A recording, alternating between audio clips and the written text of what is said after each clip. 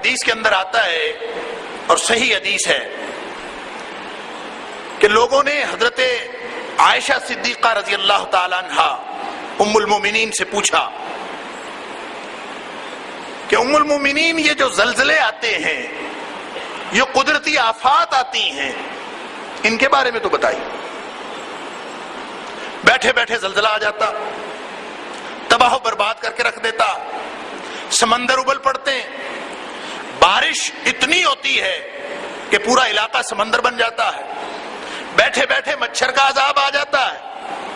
یہ عذاب کس طرح سے آتے ہیں؟ بطور علامت زلزلے کے بارے میں پوچھا، حدثینی عن الزلزلہ،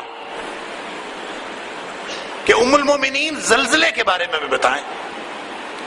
تو ام المومنین عائشہ صدیقہ رضی اللہ تعالی عنہا نے فرمایا، اذا استباحوا الزنا وشربوا الخمور وضربوا بالمعازف، کہ جب تمہارے اوپر حالات ایسے ہو جاتے ہیں کہ لوگ بدکاری کو گناہ ہی نہیں سمجھتے، اذا استباحوا الزنا، بدکاری کو لوگ جائز سمجھنا شروع کر دیتے ہیں۔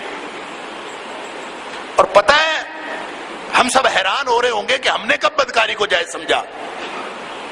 بھلا کوئی مسلمان بقائمی ہوش و حواس، ایمان کا دعویٰ کرنے والا، بھلا وہ بدکاری کو جائز قرار دے سکتا ہے؟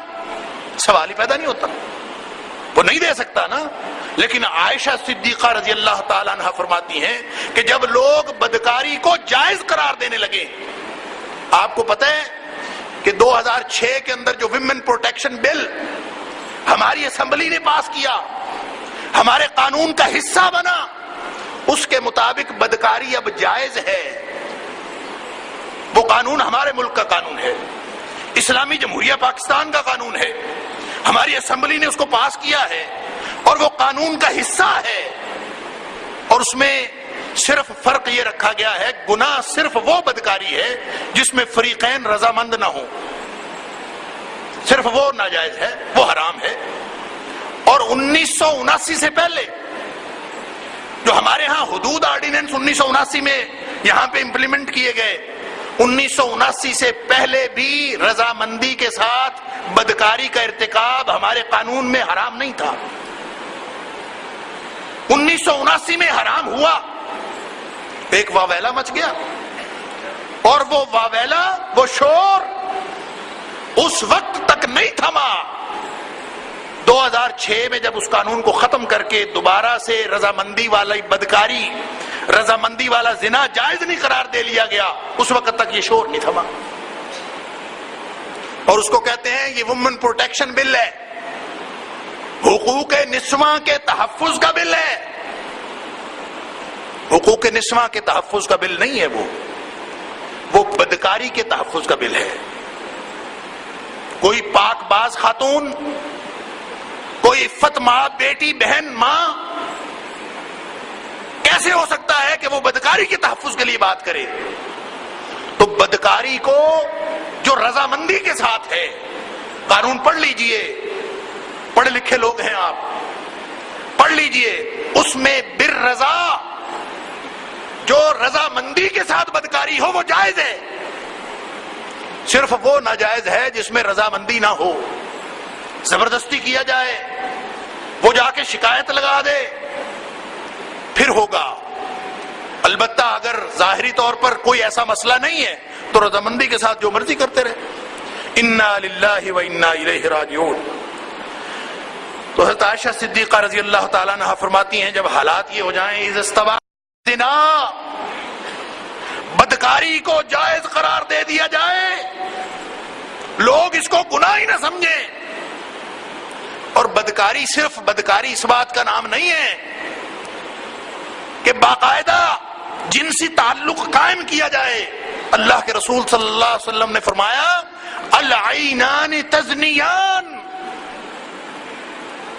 بدکاری کا بہت سارا عمل اس جنسی تعلق سے پہلے شروع ہو جاتا ہے۔ اور فرمایا یہ جو انسان کی آنکھیں ہیں نا، یہ دو آنکھیں یہ بھی بدکاری کا ارتکاب کرتی ہیں۔ العینان تزنیان، آنکھیں بھی بدکاری کرتی ہیں. یہ کب کرتی ہیں؟ ظاہر ہے جب بد نظری ہوتی ہے تو وہ بدکاری ہوتی ہے. یہ برا راستہ ہے. انہو کان فاحشۃ وساء سبیلا، راستہ ہی برا ہے، اور اس برے راستے پر اکیلا پورا جسم نہیں مبتلا ہوتا، ہر عضو الگ الگ بھی مبتلا ہوتا ہے. اور اللہ کے رسول نے فرمایا کہ جب آنکھ جن سے مخالف پر پڑتی ہے اور اس کے اندر اشتہا شامل ہوتی ہے تو یہ بھی بدکاری ہے. صرف وہ نگاہ معاف ہے جس میں ارادہ شامل نہ ہو، اشتہا اور تلذذ شامل نہ ہو. چاہے آپ بے ارادہ بات کر رہے ہوں، اب بات کرنے سے یا ایک دوسرے کو دیکھنے سے اگر انسان تلذذ محسوس کر رہا ہے، لطف محسوس کر رہا ہے، تو اس کا مطلب ہے بدکاری کا ارتکاب شروع ہو گیا.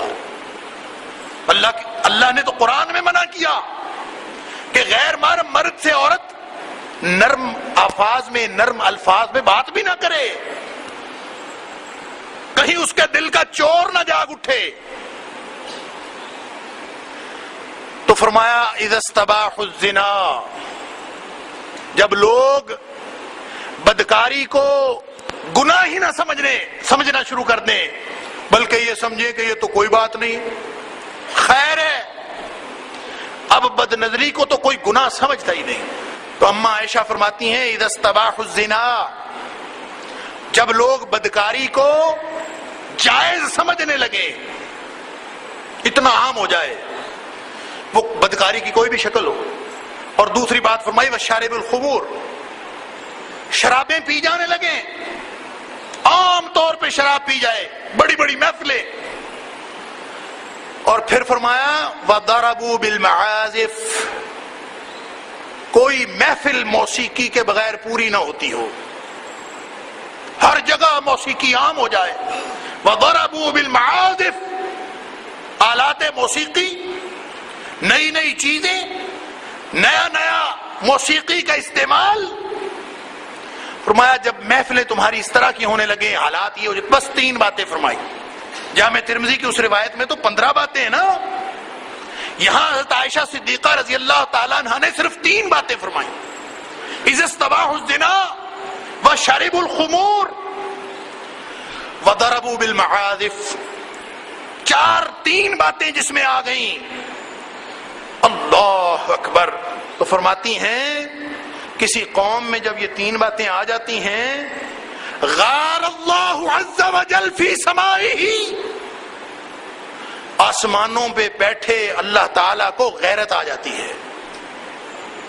غار اللہ عز وجل فی سمائہ، آسمانوں پہ مستوی اللہ کو غیرت آ جاتی ہے کہ انہوں نے تماشا کیا بنا رکھا ہے، مجھے سمجھتے ہی کچھ نہیں، میں ہر وقت دیکھ رہا ہوں اور ان کو حیا نہیں آتی. ہمارے اللہ کو غیرت آتی ہے. تو جب اللہ کو غیرت آتی ہے فقال للارض، تو اللہ تعالیٰ زمین کو حکم دیتا ہے تزلزلی بہم، ذرا تھوڑا سا ان کو ہل کے دکھاؤ. اللہ اکبر. تو زمین تھوڑا سا ہل پڑے تو بھلا کیا ہوتا ہے. اللہ تعالیٰ معاف فرمائے، 2008 میں ہم یہاں بھی دیکھ چکے ہیں، ارد گرد مختلف ملکوں میں اللہ تعالیٰ نشانیاں دکھاتا ہے. لوگوں نے 1000 تعویلیں کی کہ اسلام آباد کا فلاں پلازا جو اس زلزلے سے مسمار ہوا کچھ نہیں ہوتا تھا، کچھ ہوتا تھا. 1000 باتیں، مظفر آباد میں کیا تھا کیا نہیں تھا، کشمیر والوں کے ساتھ کیا ہوا، اسی طرح جاپان کے حوالے سے بھی. تو بات تو اتنی سی ہے کہ زمین کس کے حکم سے ہلتی ہے؟ اللہ کے حکم سے ہلتی ہے.